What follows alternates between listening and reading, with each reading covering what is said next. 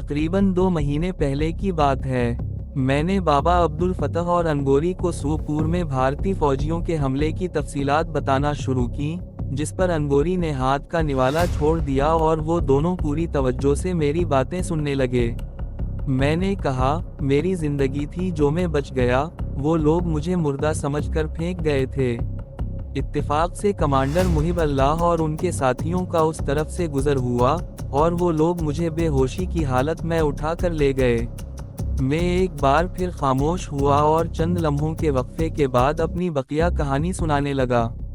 मेरे खामोश होने पर बाबा अब्दुल फतह ने कहा, वो तुम्हारी आजमाइश थी।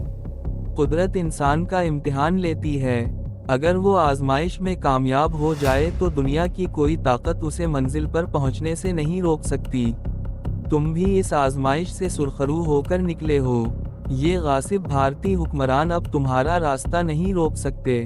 बाबा कुछ लम्हों के लिए रुके, फिर बोले, मुझे अंगोरी ने बताया था कि कमांडर मुहिब अल्लाह की क़यादत में मुजाहिदीन ने गुलमर्ग के दूसरी तरफ नीचे कायम असलहा डिपो को उड़ा दिया है। मुझे भी उस डिपो के बारे में इत्तिलात मिलती रहती थी। अगर ये डिपो कायम रहता तो इस इलाके में भारतीय फौज की गिरफ्त मजबूत हो जाती, मगर तुम लोगों ने उनकी कमर तोड़ दी है।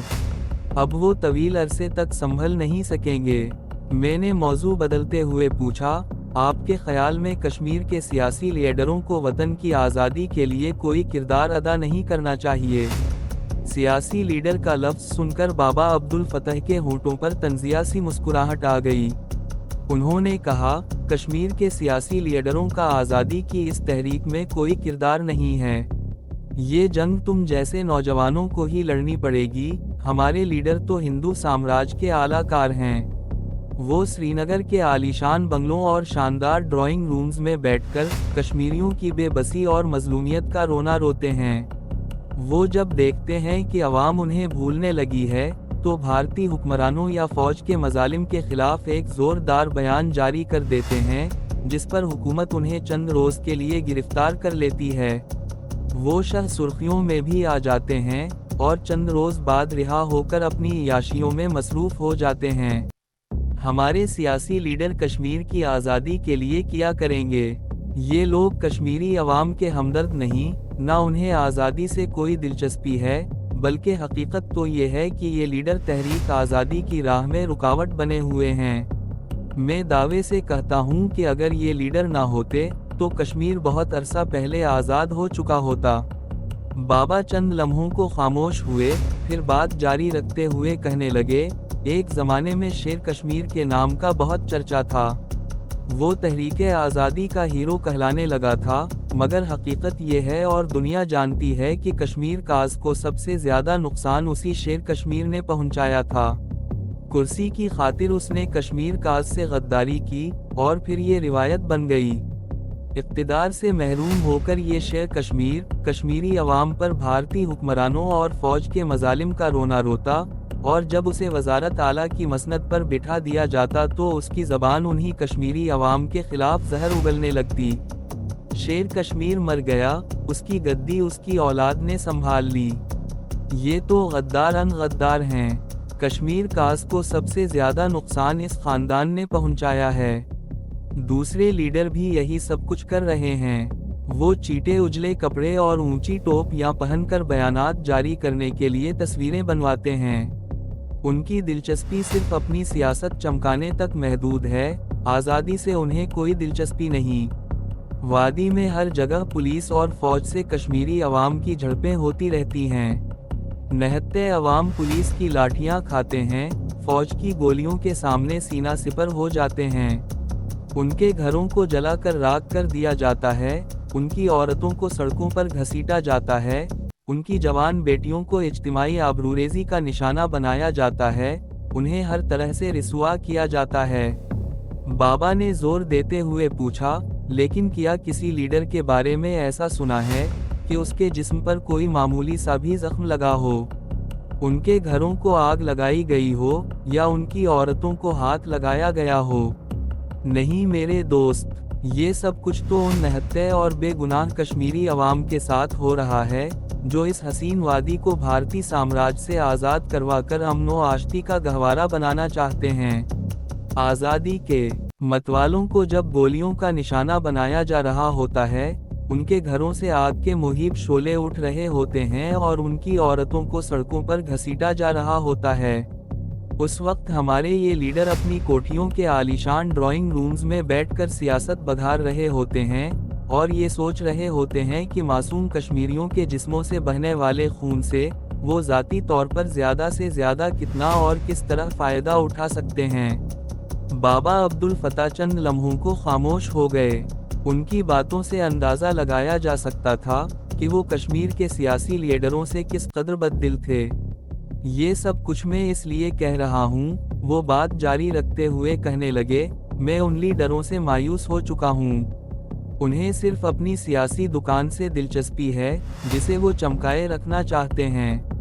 یہ کشمیر کی آزادی نہیں چاہتے بلکہ اس معاملے کو الجھائے رکھنا چاہتے ہیں۔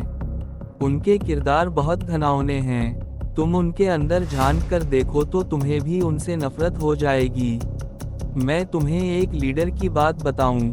وہ خاموش ہو کر میری طرف دیکھنے لگے، پھر بولا، یہ اپنے آپ کو کشمیری عوام کا بہت بڑا ہمدرد اور بہت بڑا لیڈر سمجھتا ہے۔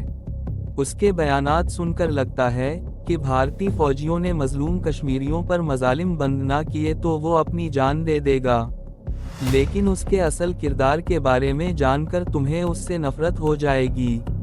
وہ ایک بار پھر خاموش ہو گیا اور میں اس کے چہرے پر تاثرات کے اتار چڑھاؤ کو بغور دیکھ رہا تھا۔ چند سال پہلے جب بھارتی فوجیوں کے خلاف میری سرگرمیاں عروج پر تھیں، میں نے کہانی جاری رکھی تو اس لیڈر نے کم از کم 2 مرتبہ مجھ سے رابطہ کیا اور یہ پیشکش کی کہ اگر میں بھارتی سامراج کے خلاف اپنی سرگرمیاں ختم کر دوں تو مجھے بہت ساری مراعات دی جا سکتی ہیں۔ ہندوستان یا پاکستان کے کسی بھی شہر میں مجھے ایک بڑی کوٹھی دی جائے گی، ایک شاندار کار دی جائے گی اور کم از کم 5 لاکھ روپے ماہانہ اخراجات کے لیے دیے جائیں گے۔ یہ مراعات مجھے زندگی کی آخری گھڑیوں تک ملتی رہیں گی، لیکن میں نے اس کی پیشکش کو قبول کرنے سے انکار کر دیا، کیونکہ میں یہ جنگ اپنے ذاتی مفاد کے لیے نہیں، ان مظلوم اور بے گناہ بہن بھائیوں کے لیے لڑ رہا ہوں جو پچھلے 52 برسوں سے ظلم کی چکی میں پس رہے ہیں۔ تو یہ ہے ہمارے لیڈروں کا کردار۔ بابا ایک بار پھر خاموش ہو گئے، ان کی نظریں میرے چہرے پر مرکوز تھیں۔ لیکن سب لیڈر ہی بے ضمیر نہیں ہیں، بعض لوگوں کے دل میں واقعی کشمیری عوام سے ہمدردی ہے اور وہ بھی بھارتی تسلط سے وادی کو آزاد کرانا چاہتے ہیں، لیکن انہیں آگے نہیں آنے دیا جاتا، انہیں اپنی بات کہنے کا موقع نہیں دیا جاتا۔ لیڈروں نے مجھے بڑا مایوس کیا ہے، لیکن میں کشمیر کے مستقبل سے مایوس نہیں ہوں۔ کشمیر ضرور آزاد ہوگا اور سیاسی لیڈر نہیں بلکہ تم جیسے سرفرے نوجوان ہی آزادی دلائیں گے۔ میں سیاست کا طالب علم نہیں ہوں، میں نے تو صرف میٹرک تک تعلیم حاصل کی تھی، زمانہ تعلیم کے دوران بھی مجھے سیاست سے کوئی دلچسپی نہیں تھی، لیکن یہ دیکھ دیکھ کر میرا دل کرتا تھا کہ غاصب اور ظالم ہندوؤں نے ہماری آزادی سلب کر رکھی ہے، وہ طاقت کے بل بوتے پر ہمیں دبائے رکھنا چاہتے ہیں۔ کمانڈر رشید اور دوسرے مجاہدین ہمارے قصبے میں آتے رہتے تھے، میں ان کی باتیں سنتا تھا۔ ہر رات قصبے کے کچھ لوگ ہمارے گھر آ جاتے اور بیٹھک میں بیٹھ کر دیر تک باتیں کرتے رہتے۔ لیڈروں کے بیانات پر تبصرے ہوتے، کٹ پتلی حکمرانوں کے کردار کا تجزیہ کیا جاتا۔ اپنے والدین کی شہادت کے بعد جب میں نے رائفل اٹھائی تو مجاہدین کی باتیں سن کر مجھے پتا چلا کہ سیاست کیا ہوتی ہے، مگر اس وقت بھی میں نے زیادہ گہرائی میں جانے کی کوشش نہیں کی تھی۔ آج بابا عبدالفتاح کی باتوں نے مجھے جھنجھوڑ کر رکھ دیا تھا اور میں یہ سوچنے پر مجبور ہو گیا تھا کہ کشمیر کو بھارتی تسلط سے آزادی سیاسی لیڈر نہیں بلکہ مجاہدین ہی دلائیں گے۔ آزادی کے متوالے یہ وہ لوگ تھے جو اپنا گھر بار چھوڑ کر پہاڑوں میں کٹھن ترین زندگی گزارنے پر مجبور ہو گئے تھے۔ یہی لوگ اپنی جان ہتھیلیوں پر رکھ کر بجلی کی طرح دشمن پر ٹوٹ پڑتے اور پھر نظروں سے اوجھل ہو کر پہاڑوں میں روپوش ہو جاتے تھے۔ مجھے اس بات کی خوشی تھی کہ اب میں بھی ان سرفروشوں میں شامل تھا اور تحریک آزادی میں اپنے حصے کا کردار ادا کر رہا تھا۔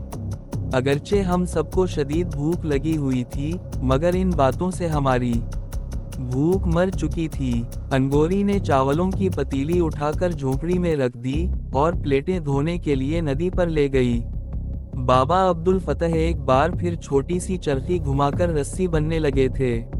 وہ کہہ رہے تھے، میرے ہاتھوں میں اب رائفل اٹھانے کی سکت نہیں رہی، لیکن اس امید پر زندہ ہوں کہ اپنی آنکھوں سے اس وادی کی فضاؤں میں آزادی کا پرچم لہراتے دیکھ سکوں۔ میں نے کہا، انشاءاللہ آپ ضرور دیکھیں گے۔ عبداللہ اور حسن بھی اٹھ کر ہم سے کچھ دور درختوں کے نیچے گھاس پر جا بیٹھے تھے۔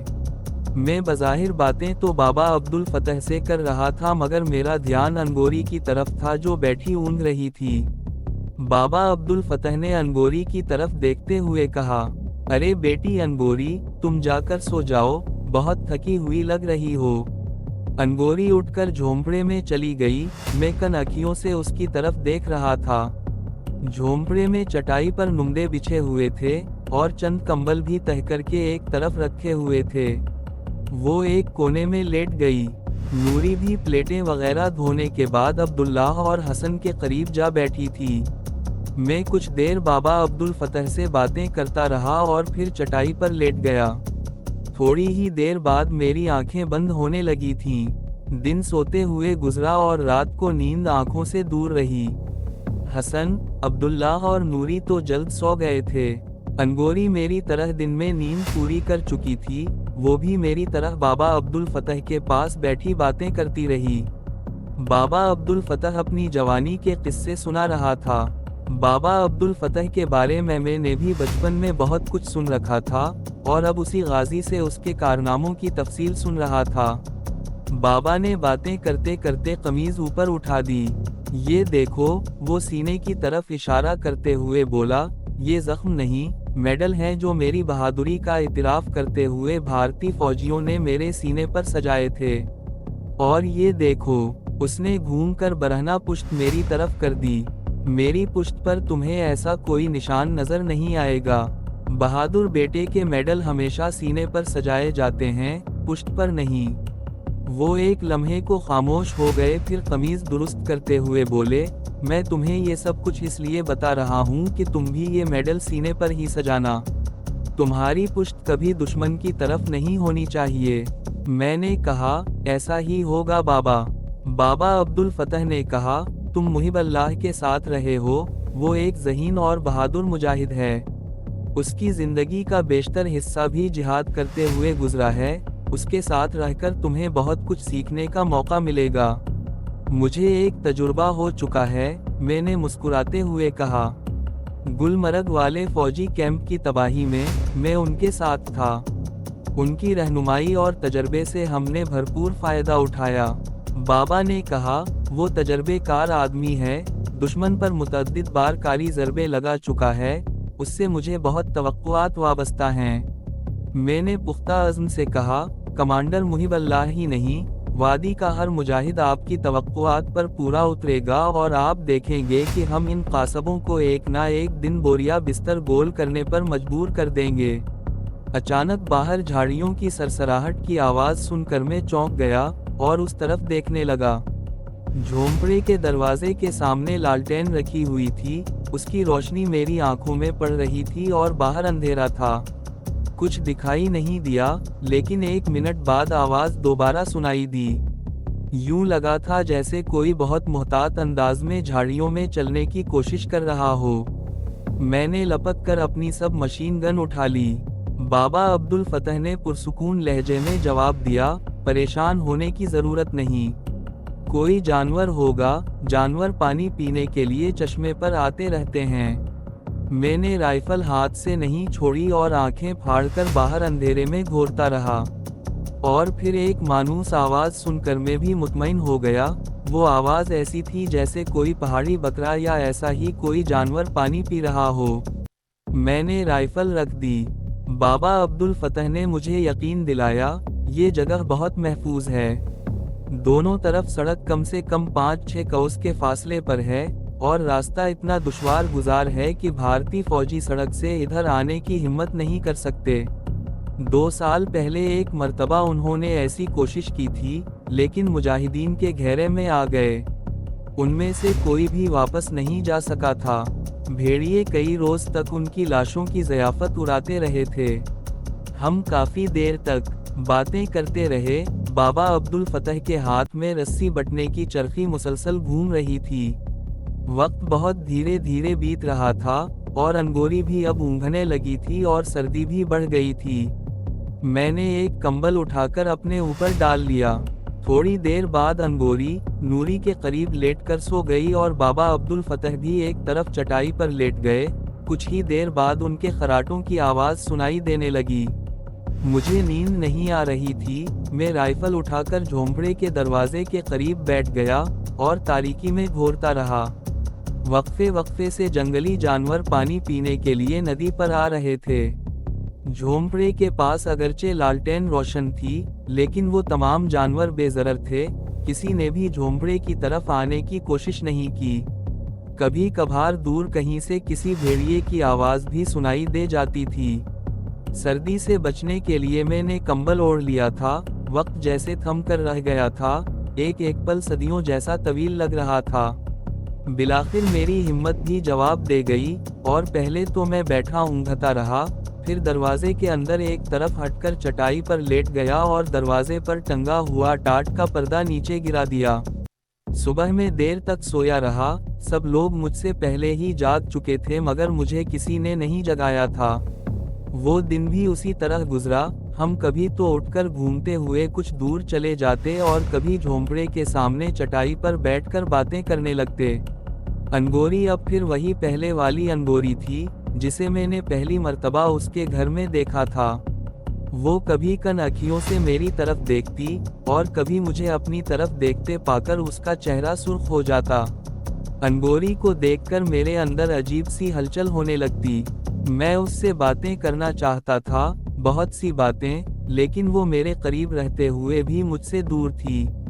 میں نے سنا تھا کہ محبت نام کی کوئی چیز ہوتی ہے، ایسی بہت سی داستانیں بھی سنی تھیں، مگر میں نہیں جانتا تھا کہ محبت کیا چیز ہوتی ہے اور کیسے کی جاتی ہے۔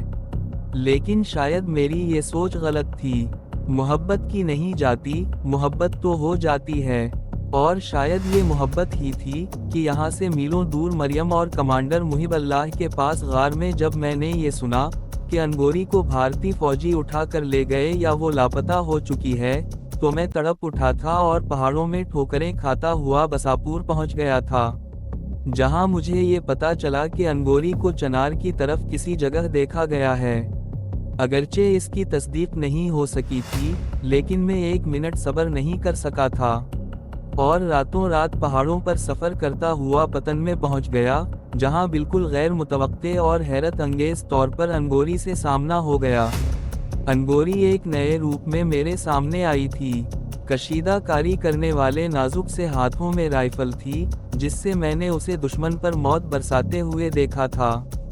دشمن کے خلاف اسی مشترکہ چھاپہ مار کارروائی کے دوران ہم ایک دوسرے کے قریب آ گئے تھے۔ ہمارے درمیان حائل تکلفات کے پردے اٹھ گئے تھے، اور میں نے ہمت کر کے چلتے چلتے اس کا ہاتھ پکڑ لیا تھا۔ میری اس حرکت پر اس نے چونک کر میری طرف دیکھا تھا، مگر اس کی آنکھوں میں غصہ نہیں تھا، ایک عجیب سی چمک ابھر آئی تھی، اور اس نے میرے ہاتھ سے اپنا ہاتھ چھڑانے کی کوشش نہیں کی تھی۔ اتنا قریب آنے کے بعد وہ ایک بار پھر مجھ سے دور ہو گئی تھی۔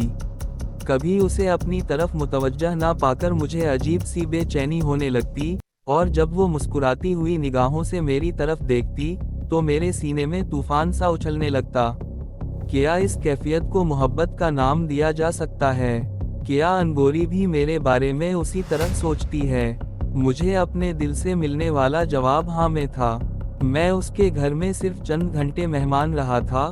اس دوران تو ہم نے آپس میں کوئی بات نہیں کی تھی، ہمارے درمیان ایک رسمی جملے کا تبادلہ بھی نہیں ہوا تھا، ہم نے تو نظر بھر کر ایک دوسرے کو دیکھا بھی نہیں تھا۔ لیکن میرے جانے کے بعد وہ میرے لیے فکر مند تھی۔ کیمپ پر ہماری چھاپہ مار کارروائی کے بعد اس نے کسی نہ کسی ذریعے سے یہ معلوم کر لیا تھا کہ میں خیریت سے ہوں۔ दोस्तों उम्मीद करते हैं आपको हमारी वीडियो पसंद आई होगी। जाने से पहले हमारी वीडियो को लाइक और चैनल को सब्सक्राइब करें।